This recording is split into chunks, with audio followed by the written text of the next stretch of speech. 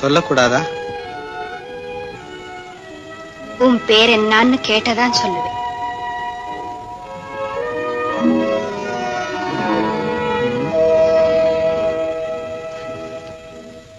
ஏ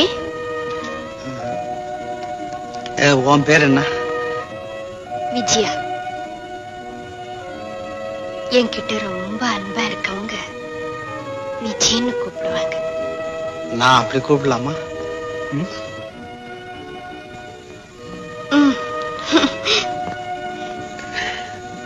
விஜய், எனக்கு நேரம் ஆயிடுச்சு, நான் வரேன். மர தரிசனம் எப்போ? குயின்ஸ் பார்க் இருக்கு பாருங்க, அங்கே தினம் சாயங்காலம் நான் வருவேன். வரேன்.